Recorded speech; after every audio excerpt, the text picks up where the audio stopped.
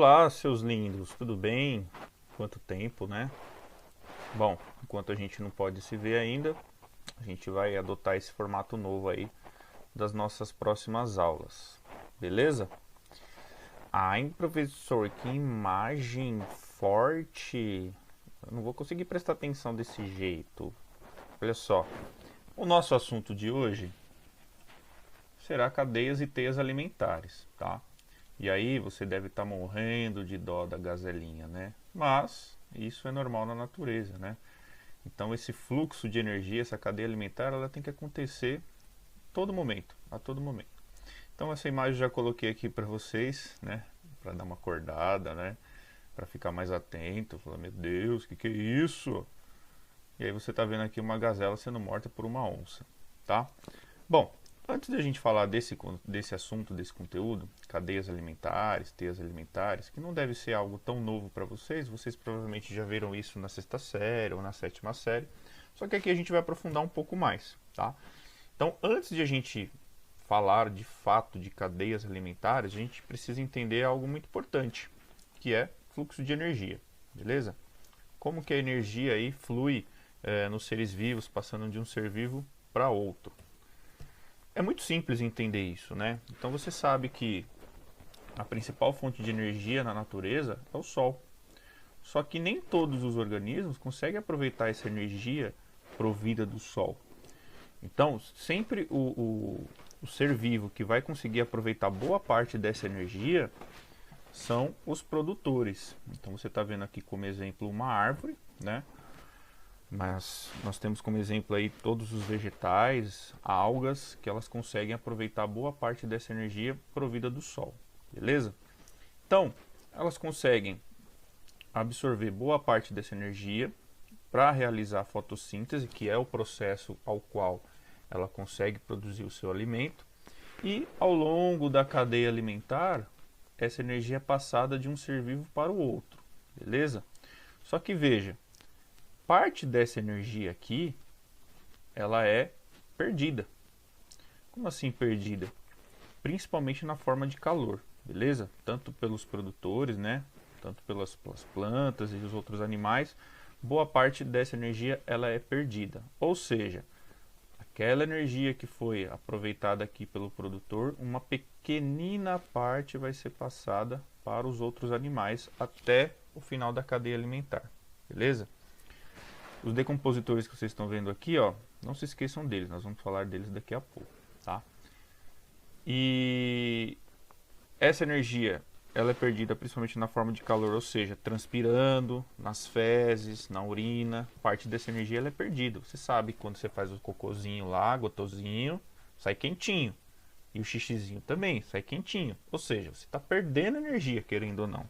Eu sei que energia é algo complexo de definir, né? Porque você tem vários tipos de energia. Então você tem energia mecânica, elétrica, energia química. Então, a energia que nós estamos falando aqui é aquela energia química contida nos alimentos, que é passada de um ser vivo para o outro. Então, naquela molécula lá que vocês já conhecem, que é a glicose, que depois nós vamos oxidar ela e aproveitar o máximo dela para gerar energia química para as nossas células, que é a molécula de ATP. Beleza? Outro detalhe muito importante, vocês precisam entender, que esse fluxo de energia aqui, ele vai ser unidirecional, tá? Então veja, o fluxo de energia, ele é unidirecional, ele só vai numa única direção, não tem como você reciclar energia, tá? Então aquela energia que foi perdida, já era, ela foi embora, na forma de calor principalmente lá nas fezes, na urina, então ela é perdida, ela não volta, tá? E aí, como eu tinha falado para vocês como aquela energia ela é passada uma pequena parte para os outros seres vivos, né? Sempre começando lá com os produtores, nós vamos falar já já mais detalhado sobre cada um desses caras aqui. Vejam que a quantidade de energia, ó, ela vai diminuindo conforme vai passando de um ser vivo para o outro. Aí você deve se perguntar, né? Mas quanto? Quanto de energia? Bom, fica complicado a gente quantificar isso, né? Mas a gente pode ter uma noção. Por isso que a gente usa aí o que a gente chama de lei dos 10%, né? Ou seja, toda a energia que o capim conseguiu aproveitar, parte dela é perdida nos processos fisiológicos das plantas, né? Enfim, parte é perdida na forma de calor. E mais ou menos, em média, 10% dessa energia é passada para o inseto quando ele se alimenta desse capim. E assim sucessivamente. Parte dessa energia que foi transferida para o sapo vai ser cerca o quê? De 10%. Então veja como diminuiu já. Então se a gente pegar na base da cadeia alimentar até o fim dela, vocês vão ver que a perda de energia ela é gigantesca. Beleza? E aí vocês estão vendo aqui, nesse exemplo, quem sai mais prejudicado em relação a adquirir energia? O gavião, tá? Aí você pode pensar, nossa, mas o gavião, ele é o maior predador dos ares. Pois é, mas o coitado ele fica com uma pequena parte de tudo aquilo que iniciou na cadeia alimentar, porque vai se perdendo tudo isso aqui ao longo da cadeia alimentar, beleza? Então, lembre-se que energia ela é unidirecional, ok? Não se recicla energia. A única coisa que você recicla na natureza é a matéria orgânica, ok? E aí a gente precisa falar dos decompositores para entender isso. Muito bem. Vamos entender de fato o que é uma cadeia alimentar, o que são cadeias alimentares, né? Então eu vou colocar aqui um exemplo para vocês, beleza? Um exemplo bem simples, né? Então vocês conhecem todos esses animais aqui. Você tem uma plantinha aqui qualquer, um ratinho que se alimenta dessa planta, uma cobra que vai se alimentar desse rato e um gavião aqui que vai se alimentar dessa cobra, por exemplo, ok? Prestem muita atenção nas setas, porque é ela que vai indicar a interpretação das cadeias alimentares. Eu sei que é algo muito simples, mas se você for montar uma cadeia alimentar, por exemplo, e colocar a seta errada, ao contrário, por exemplo, vai ficar tudo errado. Por quê? O que ela está indicando aqui? Que essa plantinha serve de alimento para esse animal. Esse animal serve de alimento para esse, que serve de alimento para esse. É assim que funciona. É assim que você faz a leitura, é assim que você monta uma cadeia alimentar, ok? Vamos entender cada ser vivo desse, como é que ele se encaixa, como ele é classificado, né?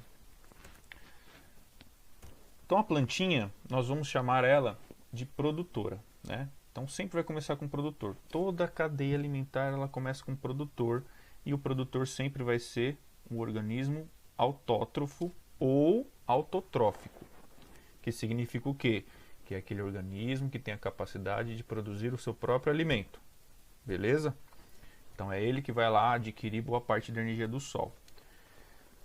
O segundo nível, nós temos os consumidores, aí começam os consumidores. Então nós vamos ter aqui o consumidor primário. Por quê? Consumidor primário, porque ele se alimenta diretamente do produtor e sempre vai ser um herbívoro, tá? Já que ele vai se alimentar diretamente do produtor, que são plantas e algas, ele vai ser um herbívoro. Com raras exceções, quando eu estou falando de alguns animais que a gente classifica como onívoro, que se alimenta de pequenos insetos, pequenos mamíferos, frutos, enfim.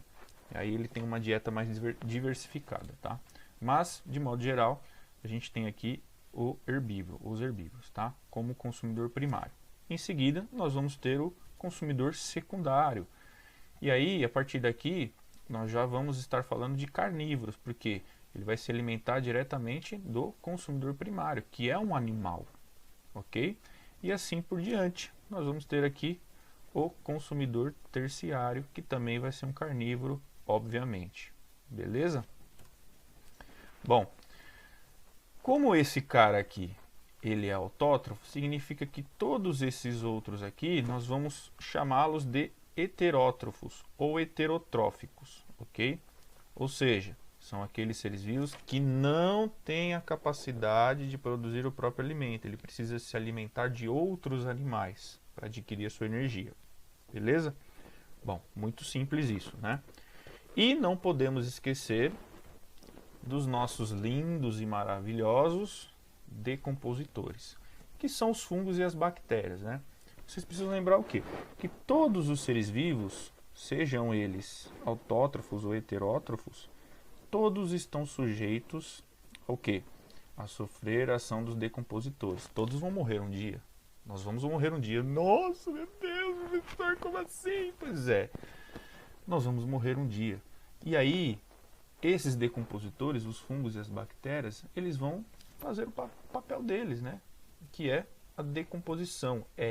São eles que vão fazer aquela reciclagem de matéria.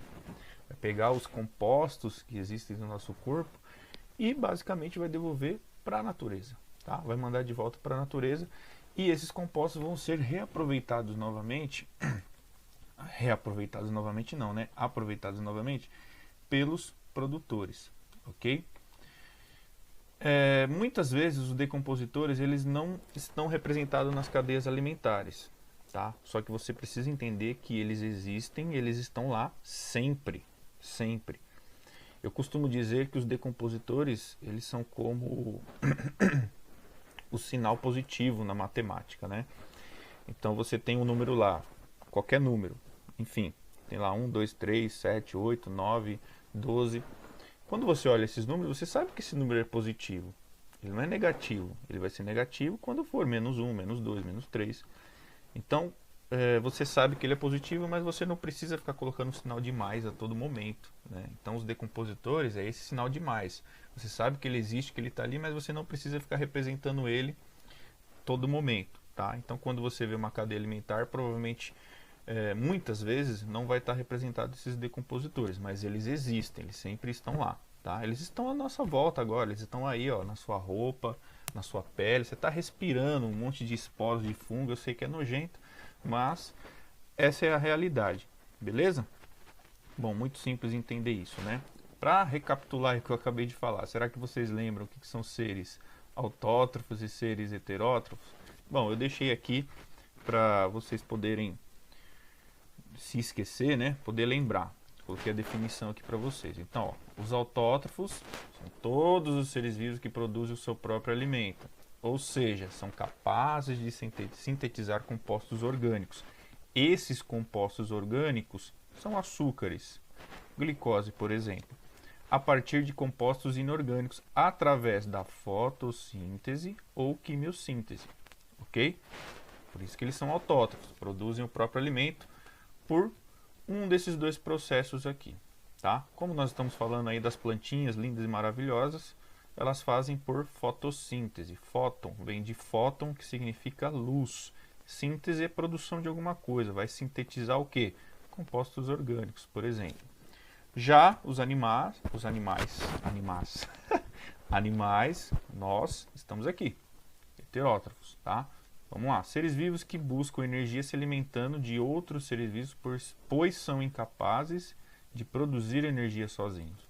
Então a gente não consegue simplesmente produzir energia. Não adianta você ficar tomando banho de sol lindo e maravilhoso, você não vai produzir energia nenhuma. Você precisa se alimentar, você precisa buscar esse alimento, ok?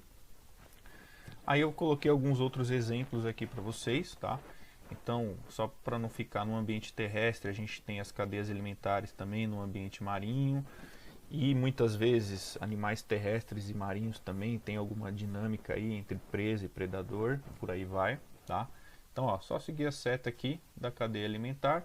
Essas setas amarelas estão indicando o quê? Que todos esses seres vivos estão sujeitos a sofrer o processo de decomposição pelos fungos e bactérias, ok? Então a dinâmica aqui é a mesma.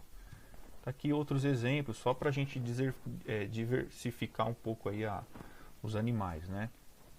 Beleza? Aí a gente chega nas teias alimentares. Bom, aqui começa a complicar um pouco mais porque você tem muita informação numa representação. Mas basicamente o que são teias alimentares? É um conjunto de cadeias alimentares. Porque se você parar para pensar, veja, aqui é linear. Você está vendo algo mais linear, né? Só que não fica só nisso. Então, por exemplo, quer dizer que a cobra ela só se alimenta dos ratos, por exemplo? Não.